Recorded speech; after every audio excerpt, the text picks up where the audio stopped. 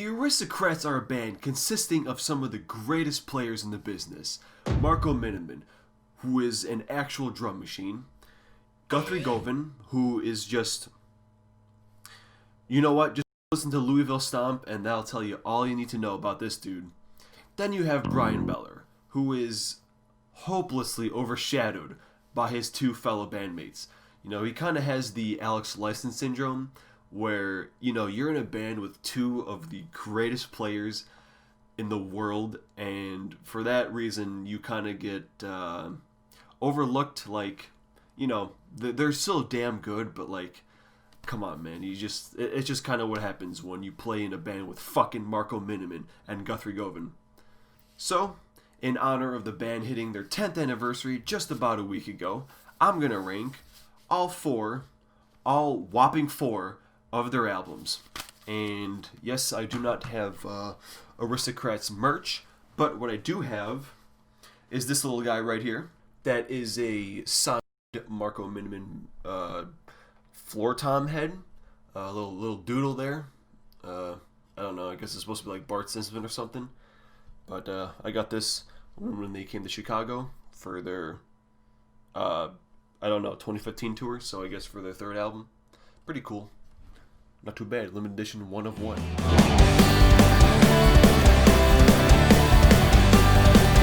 And coming in at number 4 is their fourth and latest record, You Know What. And you know what? Let me tell you about this fucking album. As you probably noticed, the linear notes just fell out of it. And that's because some jerk off, what's her name? Package an Into Your Design by Haho Mueller. Yeah, Haho Mueller, you're fucking dumbass, alright? I don't know how he thought it was a good idea, but you know what he did? He literally taped the linear notes right here. You could probably see when I had to pull it off. Probably can't see it, but yeah, there's a little glue mark right here next to the chicken's phone over here. But I had to fucking rip it off because it was covering all of this shit. It's not like this is written in here, you know? No. This fucking asshole tapes it on there, and I had to fucking peel it off, otherwise I couldn't see what the fuck was said over here. So, yeah, and there's no fucking sleeve. There's no sleeve for this. I can't put it in here because the disc is fucking in the way. So it's just in the fucking open.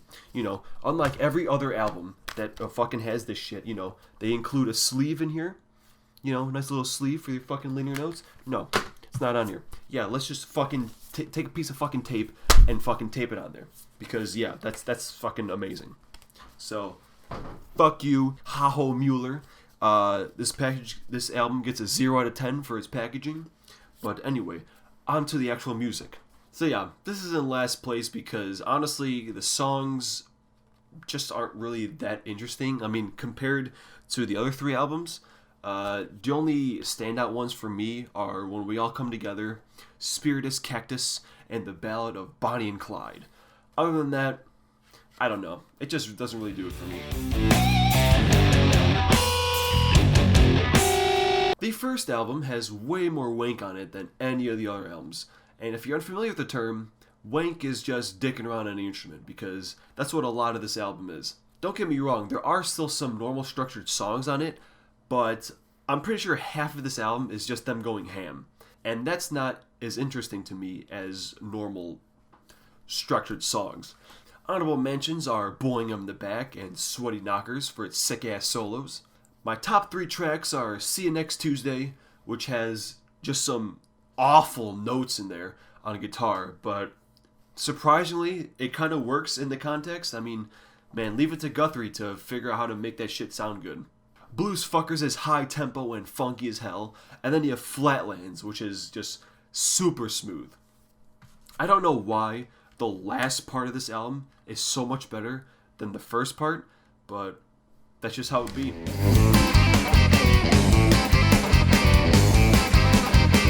Okay, so Culture Clash was not my favorite one when I was first listening to them, but that was even before the third one came out, so it was just this one and the first album. But going back to it, it's a lot better than I remember it being. It has significantly less wank on it over the first album, which is probably why I like it more. Oh No and Dance of the Aristocrats are good. My favorites are Living the Dream, Desert Tornado with its fast pace, and, as I mentioned earlier, Louisville Stomp, which is perhaps the craziest song they've written to date. I mean, they just go absolutely nuts on it. Specifically Guthrie. But in first place by a landslide is Tres, This Word. It opens with Stupid 7, which is my second favorite track on the album. It's just a straight up song with like no wank. I also really like Texas Crazy Pants and ZZ Top. But my favorite song on this album, and my favorite song by them, period, is motherfucking Smuggler's Corridor. I mean, holy hell. That is such a good song. From those Spanish guitar chords to the choir in the middle of it. Fuck. It's a great song. It's so great that I got a bit of a story about this album. So, at my job, I had this coworker. His name was John.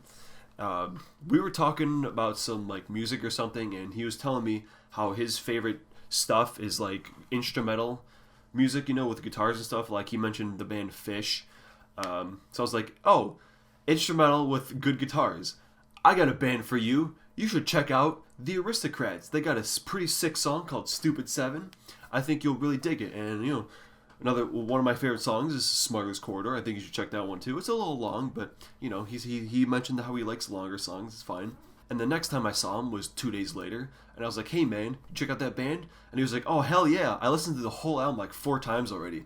So, you know, pretty cool. I was able to ingest the Aristocrats into another person, and now they have another fan, and you know, this is pretty cool. You know, it's like more people need to know about these guys. More people need to know. It's like, you know, the 11th commandment is like, get people to know who Marco Miniman is, because he is not, I don't give a fuck if he's like the most well-known person in the world. More people need to know about fucking Marco Miniman.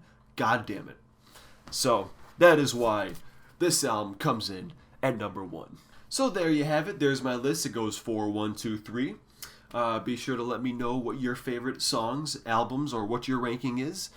And yeah, I will see y'all in like 2 weeks for Steven Wilson. We're finally getting done with this man. I mean, he has like a million projects, but I don't know them as much. We're just doing like the main 3 that I know, or 4. I'm going to continue rambling on for a couple more seconds while I let the outro stuff fade. So, yeah. And after Steven, you know who we're fucking doing next? Well, I'm not going to tell you who we're doing next, but they're putting out a new album like a week after Steven, son of a bitch.